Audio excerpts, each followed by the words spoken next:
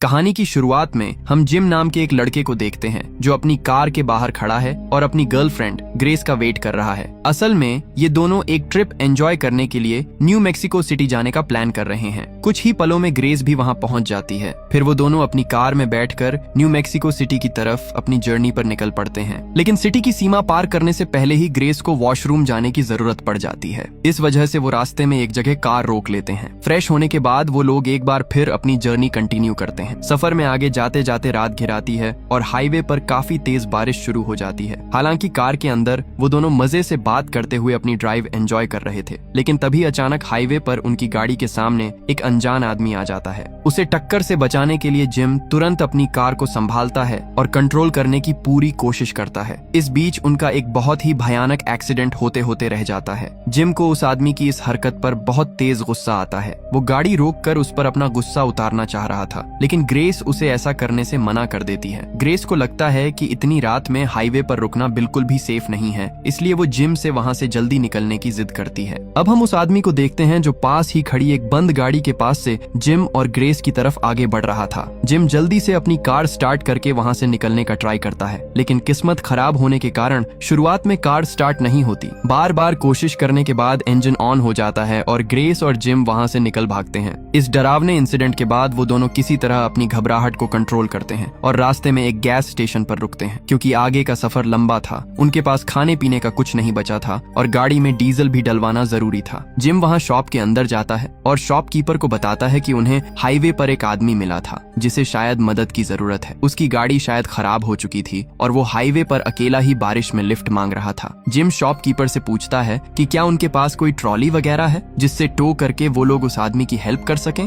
इतना कहकर gym shop से बाहर आ जाता है। इसके बाद जिम अपनी कार में पेट्रोल डलवाने लगता है। तभी उसकी नजर उसी गाड़ी पर पड़ती है। उस कार के अंदर से वही सेम आदमी बाहर निकलता है। उसे अपने सामने देखकर जिम को बहुत ज्यादा शर्मिंदगी फील होती है और वो उसे इग्नोर करने की कोशिश करता है। फिर वो आदमी शॉप के अंदर जाता है और शॉपकीपर को अपनी प्रॉब्लम समझाते हुए कहता है कि उसकी गाड़ी पूरी तरह खराब हो चुकी है और उसे पास के ही एक मोटेल तक जाना है। तभी जिम भी वहाँ शॉपकीपर के पास पहुँच जाता है। शॉपकीपर जिम की तरफ देखकर पूछता है कि क्या वो इसी आदमी के बारे में बात कर रहा था जो हाईवे पर फंसा था। जिम तुरंत उस आदमी से उस घटना के लिए माफी मांगते हुए कहता है कि रात बहुत ज्यादा थी और हमें एकदम से कुछ समझ नहीं आया, इसलिए हम आपकी हेल्प नहीं कर पाए। इसके लिए प्लीज हमें माफ कर दें। वो आदमी बहुत शांति से अपना नाम जॉन बताता है और जिम को माफ कर देता है। उसी वक्त वहाँ पर ग्रेस भी आ जाती है जो बाथरूम गई थी। जिम ग्रेस को बताता है कि ये वही इंसान है जिसे हमने हाईवे पर बिना हेल्प किए अकेला छोड़ दिया था। इसके बाद जॉन जिम और ग्रेस को बताता है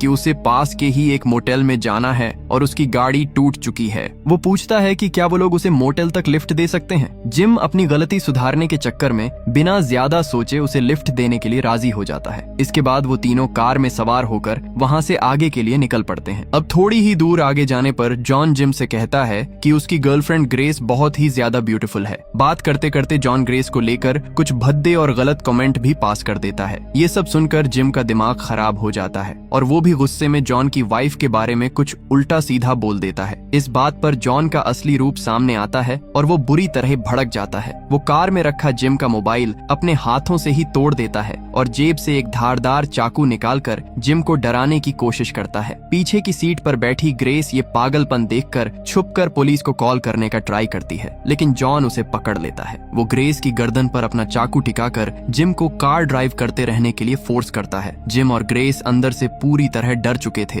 और उन्हें कुछ भी समझ नहीं आ रहा था कि आखिर जॉन उनके साथ ऐसा बर्ताव क्यों कर रहा है और उसका असली इरादा क्या है। अपनी जान बचाने के लिए जिम अचानक गाड़ी का ब्रेक बहुत जोर से लगाता है। इस झटके से जॉन उछलकर आगे विंड ग्लास से जा टकराता है और उसका सिर फूट जाता है। सही मौका देखकर जिम उसे जोर से लात मारकर कार से बाहर सड़क पर फेंक देता है और फुल स्पीड में गाड़ी वहां से भगा लेता है। वो दोनों इतने ज्यादा डरे हुए थे कि बस किसी तरह हिम्मत करके अपनी जर्नी को कंटिन्यू करते हैं। डर के साए में चलते चलते सुबह हो जाती है। सुबह की रोशनी में उन्हें हाईवे पर पर अपने आगे एक कार नजर आती है जिसमें एक फैमिली मौजूद थी जो शायद किसी ट्रिप पर जा रही थी। जिम और ग्रेस उन नॉर्मल लोगों को देखकर काफी खुश होते हैं और पिछली रात की उस खौफनाक घटना को भुलाने का ट्राई करते हैं, लेकिन अगले ही पल उनके पैरों तले जमीन खिसक जाती है जब वो ध्यान से देखते हैं कि उस कार में उस फैमिली के साथ जॉन भी बैठा हुआ है। उसने चालाकी से उस फैमिली से लिफ्ट ली थी और असल में वो उन्हें भी खत्म करने के इरादे से उनके साथ जा रहा था। जिम को लगता है कि उन्हें अब इस मुसीबत में दोबारा नहीं पड़ना चाहिए, लेकिन ग्रेस कहती है कि उन्हें उस फैमिली की हेल्प करनी ही होगी, वरना जॉन उन मासूम लोगों को बहुत बुरा नुकसान पहुंचा देगा। ग्रेस की बात मानकर जिम अपनी गाड़ी को स्पीड में उनकी कार के साइड में ले जाता है। वहाँ ग्रेस चिल्लाकर उस फैमिली को वार्न करती है कि उनके साथ बैठा इंसान एक बहुत ही खतरनाक क्रिमिनल है जो किसी भी वक्त उनकी फैमिली की जान ले सकता है। लेकिन इसी बीच उनका ध्यान सड़क से हट जाता है और हाईवे पर सामने से एक बड़ा सा ट्रक पूरी स्पीड में आ जाता है। जिम उस ट्रक से टक्कर बचाने के लिए स्टीयरिंग घुमाकर कार को कंट्रोल करने की बहुत कोशिश करता है, लेकिन गाड़ी हाईवे से नीचे कच्ची जगह पर उतरकर एक गहरी खाई के पास जाकर पलट जाती है और उनका एक बहुत भयानक एक्सीडेंट हो जाता है। हालांकि किस्मत अच्छी थी कि इस खौफनाक हादसे में ग्रेस और जिम दोनों को ज्यादा चोट नहीं आई और वो बाल बाल बच जाते हैं। गाड़ी पूरी तरह कबाड़ बन चुकी थी, इसलिए अब उनके पास सिटी की तरफ जाने के लिए कोई दूसरा ऑप्शन नहीं बचा था। मजबूर होकर वो लोग पैदल ही सिटी की तरफ आगे बढ़ने लगते हैं। वो हाईवे पर आने जाने वाली गाड़ियों को हाथ देकर लिफ्ट मांगने की बहुत कोशिश करते हैं, लेकिन उनकी हालत देखकर कोई भी अपनी गाड़ी नहीं रोकता। अब वो लोग पैदल ही सिटी की तरफ चलते रहते हैं। थोड़ी दूर जाने पर रास्ते में उन्हें वही कार दिखाई देती है जिसमें वो फैमिली और जॉन मौजूद थे। वो कार हाईवे के किनारे सुनसान जगह पर खड़ी थी। डरते डरते पास जाकर देखने पर जिम और ग्रेस को पता चलता है कि जॉन ने उस फैमिली के सभी मेंबर्स को बड़ी बेरहमी से मौत के घाट उतार दिया है। उन सब में से सिर्फ एक आदमी ही अभी जिंदा बचा था और उसकी हालत भी बहुत ज्यादा नाजुक थी। जिम और ग्रेस बिना टाइम वेस्ट किए उस घायल आदमी को उसी गाड़ी में बैठाकर हॉस्पिटल की तरफ तेजी से गाड़ी भगाने लगते हैं, लेकिन रास्ते में उस आदमी की हालत और ज्यादा बिगड़ने लगती है और खून बहना रुक नहीं रहा था। जिम एक रेस्टोरेंट के पास अपनी गाड़ी रोकता है और ग्रेस से कहता है कि वो जल्दी से अंदर जाकर पुलिस को कॉल करे। वो खुद गाड़ी में ही रुककर उस आदमी का बहता हुआ खून रोकने की कोशिश में लग जाता है। ग्रेस भागकर रेस्टोरेंट में जाती है और एक वेटर को कहती है कि वो तुरंत पुलिस को फोन मिलाए। इतना कहकर वो घबराहट में बाथरूम चली जाती है, जहाँ खिड़की से उसे एक बार फिर बाहर जॉन की कार नजर आ जाती है। उसे देखकर वो डर के मारे उसी बाथरूम में छिप जाती है, लेकिन थोड़ी ही देर बाद वहाँ एक पुलिस वाला आ जाता है जो उसे अपनी गन पॉइंट पर ले लेता है और देखते ही देखते वहाँ पर और भी बहुत सारे पुलिस वाले आ जाते हैं जो जिम और ग्रेस दोनों को मुजरिम समझकर अरेस्ट कर लेते हैं। इस दौरान ग्रेस और जिम उन्हें बार बार समझाने की बहुत कोशिश करते हैं कि वो तो सिर्फ उस आदमी और उसकी फैमिली की हेल्प कर रहे थे, उन्होंने किसी को नहीं मारा।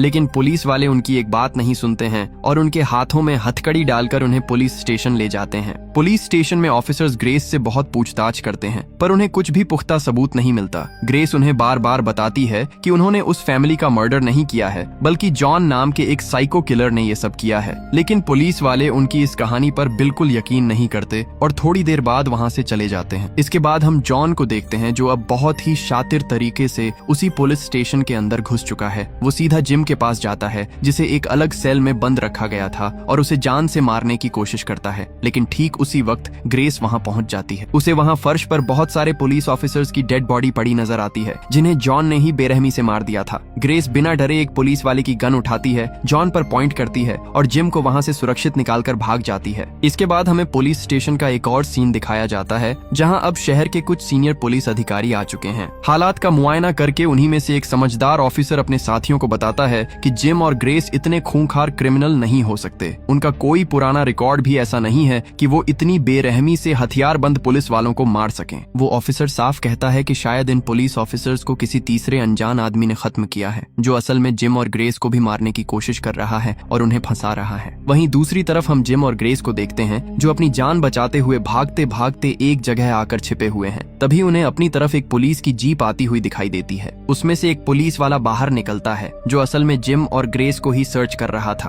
तभी ग्रेस जिम को समझाती है कि उन्हें अब और नहीं भागना चाहिए और पुलिस को सामने से सब सच बताने की कोशिश करनी चाहिए। असली कातिल को पकड़वाने के लिए उन्हें उस उस पुलिस वाले की हेल्प मांगनी ही होगी। ग्रेस के कहने पर जिम बाहर उस पुलिस वाले से बात करने और उसे सारी डिटेल्स समझाने के लिए जाता है, लेकिन वो पुलिस वाला उसकी कुछ नहीं सुनता और उसे तुरंत अरेस्ट करने लगता है। वो अपने सीनियर ऑफिसर को कांटेक्ट कर देता है कि उसने एक सस्पेक्ट को पकड़ लिया है, लेकिन तभी वहाँ ग्रेस अपने हाथों में गन लेकर आ जाती है और उस पुलिस वाले को गन पॉइंट पर रखकर वहाँ से चले जाने के लिए कहती है। लेकिन अचानक से एक गोली चलने की आवाज आती है और उस पुलिस वाले को गोली लग जाती है, जिससे वो वहीं गिरकर मर जाता है। ये गोली ग्रेस ने नहीं बल्कि छुपकर बैठे जॉन ने ही चलाई थी, ताकि इस मर्डर का पूरा इल्जाम भी ग्रेस और जिम के सिर पर ही आ जाए। ये सारा नजारा दूर से उस पुलिस वाले के कुछ साथी ऑफिसर्स देख लेते हैं। उन्हें भी यही लगता है कि ग्रेस और जिम ने ही उस पुलिस वाले को अपनी गन से शूट किया है। हालात बिगड़ते देख जिम और ग्रेस उसी पुलिस वाले की कार लेकर वहाँ से भाग जाते हैं, लेकिन अब पूरे सिटी की पुलिस पूरी फोर्स के साथ जिम और ग्रेस के पीछे पड़ चुकी थी। इस दौरान हम कुछ पुलिस वालों को आसमान से हेलीकॉप्टर के जरिए भी उनका पीछा करते हुए देखते हैं। पुलिस उन्हें सायरन बजाकर रोकने की बहुत कोशिश करती है, लेकिन जिम और ग्रेस डर के मारे अपनी कार नहीं रोकते। तभी हम उसी हाईवे पर एक और गाड़ी को आते हुए देखते हैं जो बहुत ही तेज स्पीड से आगे बढ़ रही थी। उस कार के अंदर कोई और नहीं बल्कि जॉन ही मौजूद था। वो अपनी गन से एक एक करके सारे पुलिस वालों की गाड़ियों को निशाना बनाता है और उन्हें खत्म कर देता है। इतना ही नहीं, वो हेलीकॉप्टर में मौजूद पुलिस वालों को भी शूट करके मार गिराता है। ये भयंकर तबाही देखकर जिम और ग्रेस बुरी तरह डर जाते हैं। वो अपनी कार को हाईवे पर बीच में ही छोड़कर भाग जाते हैं और सिटी के ही एक होटल में जाकर छिप जाते हैं। होटल में कुछ देर रेस्ट करने के बाद जिम बाहर किसी से हेल्प मांगने के लिए प्लान बनाता है और ग्रेस को उसी कमरे में सेफ समझकर अकेला छोड़ जाता है। ग्रेस होटल में रहकर अपना ध्यान भटकाने और इस डरावने मंजर को भुलाने के लिए टीवी देखने लगती है, लेकिन तभी वहाँ जॉन दरवाजा तोड़कर आ धमकता है और ग्रेस को खत्म करने की कोशिश करता है। किसी तरह ग्रेस खुद को बचाकर उसे धक्का देती है और वहाँ से भाग निकलती है। बाहर सड़कों पर आकर वो जिम को ढूंढने लगती है, जहाँ उसे जिम एक बड़े से ट्रक से बंधा हुआ मिलता है। जॉन ने ही उसे मोटी रस्सियों से जकड़ कर रखा हुआ था। जॉन एक दूसरे ट्रक को वहाँ से स्टार्ट करके आगे बढ़ाने लगता है, जिससे जिम दूसरी तरफ से बंधा हुआ था। ग्रेस रोते हुए उसे ऐसा करने से रोकती है,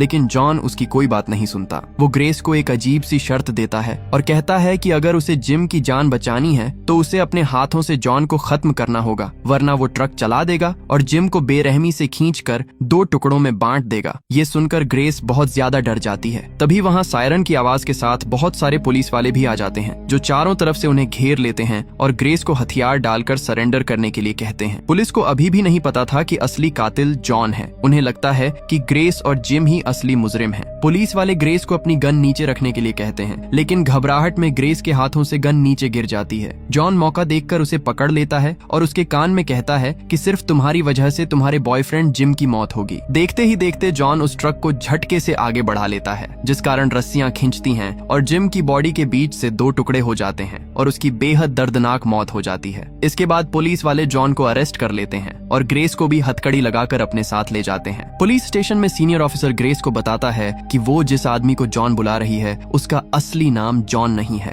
वो आदमी असल में कौन है और उसका बैकग्राउंड क्या है ये पुलिस को भी नहीं पता, और वो मासूम लोगों को क्यों मार रहा है इसकी भी कोई जानकारी नहीं मिल पाई है। जब एक ऑफिसर जॉन से पूछताछ करने जाता है तो उसे समझ आता है कि जॉन एक बहुत ही खतरनाक साइको किलर है और दिमागी रूप से पूरी तरह पागल हो चुका है। जॉन पुलिस के सवालों का बहुत ही डरावने ढंग से हंसते हुए जवाब दे रहा था, जिससे पुलिस समझ जाती है कि वो नॉर्मल इंसानों के बीच रहने के लायक बिल्कुल नहीं है। इसलिए पुलिस वाले जॉन को एक हाई सिक्योरिटी वाली दूसरी जेल में शिफ्ट करने के लिए बस में ले जाते हैं। उनके पीछे पीछे ग्रेस भी दूसरी कार में एक पुलिस ऑफिसर के साथ जा रही होती है, लेकिन रास्ते में एक भयंकर घटना घटती है। जिस बस में जॉन मौजूद था वो अपना ही अंगूठा खुद तोड़कर अपनी हथकड़ियां खोल लेता है। वो बस में बैठे पुलिस वालों पर हमला कर देता है और उन्हें बेरहमी से खत्म करके ड्राइवर को भी मार देता है। वो गाड़ी छीन कर भागने की कोशिश करता है, जिससे बस का बैलेंस बिगड़ता है और बहुत बड़ा एक्सीडेंट हो जाता है। उसी बस से टकराकर पीछे आ रही ग्रेस और उस पुलिस ऑफिसर की गाड़ी का भी जोरदार क्रैश हो जाता है। इस हादसे के बाद और जिम की मौत को याद करके ग्रेस का गुस्सा 7वें आसमान पर पहुंच जाता है। उसका डर अब खत्म हो चुका था